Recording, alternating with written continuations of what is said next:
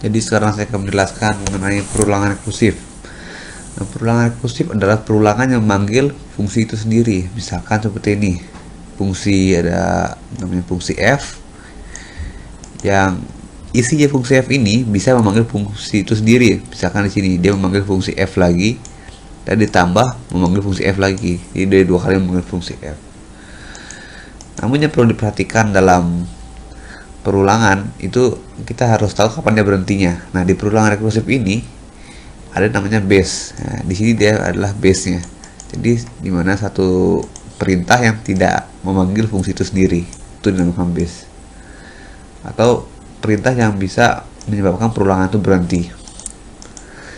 Nah, ini adalah salah satu program menggunakan rekursif yang mencari bilangan Fibonacci ke n. Jadi untuk lebih gampang memahami mengenai perulangan rekursif, kita coba saja. Misalkan dia meminta input 5, maka yang tampilkan akan seperti ini. Nah, seperti ini. Tadi inputnya ada 5, sehingga x ini akan bernilai 5. Kita masuk ke sini. Di sini ada sama pertama, jika x lebih kecil sama dengan 2, maka dia mendapatkan return 1. Namun x nya ada 5, lebih besar, sehingga dia masuk ke perintah kedua, yaitu memanggil kembali fungsi f dengan mengirimkan parameter x-1 yaitu f4, jadinya x-2 f3 seperti ini. Selanjutnya kita masuk ke f4. Jadi dari awal lagi x nya menjadi 4, x nya tidak lebih kecil atau sama dengan 2, sehingga masuk ke perintah kedua, yaitu memanggil lagi fungsi f. Tadi f nya 4 dipanggil lagi fungsi yang parameternya 4-1 yaitu 3. Selanjutnya memanggil juga yang parameternya 4-2 yaitu f2. Nah, kita masuk ke f3 yang ini dulu.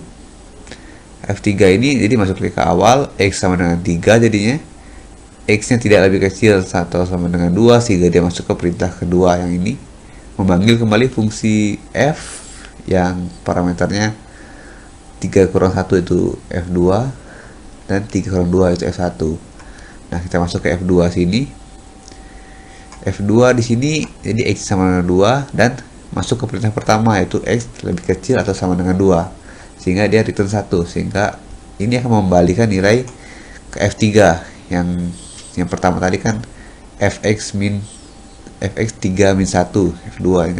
Di sini dapatkan nilai 1 tambah f1 ini nilainya juga 1 karena x nya lebih kecil atau sama dengan 2, sehingga return 1, sehingga ini 1 tambah 1 f3 menjadi nilainya 2. Di sampingnya f2 juga akan masuk ke sini return 1, sehingga ini nilai 1, ini nilai 2, sehingga f4 dapatkan nilainya 3. Nah, di sini ulang lagi f3 sama persis ulang seperti tadi, sehingga f3 dapatkan nilainya 2, f4 3 tambah 2 akhirnya dapat f5 sama dengan 5. Jika kita ingat Fibonacci itu 1 1 2 3 5, hingga benar itu bilangan kelima Fibonacci itu 5.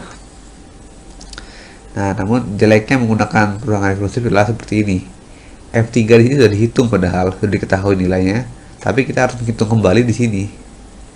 Nah, ini yang tidak baik di perulangan rekursif karena akan menghabiskan waktu dan memori. Ini baru F5, jika F100 berapa banyak yang akan diulang.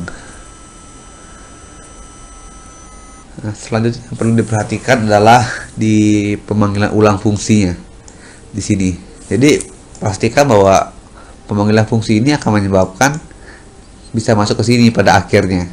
Itu tadi kan dikurangi terus menerus, sehingga x nya akan ada yang lebih kecil sama dengan 2. Jika tidak ada seperti misalkan di sini x doang dikirim 5, maka dia akan mengulang terus menerus, tidak akan berhenti. Nah, ini harus diwaspadai. Jadi untuk lebih mengerti mengenai perulangan rekursif, mungkin bisa dilihat di nanti implementasinya adalah berbagai hal, mungkin tidak ada latihan atau membuat program lain. Jadi cukup sekian untuk perulangan rekursif dan terima kasih.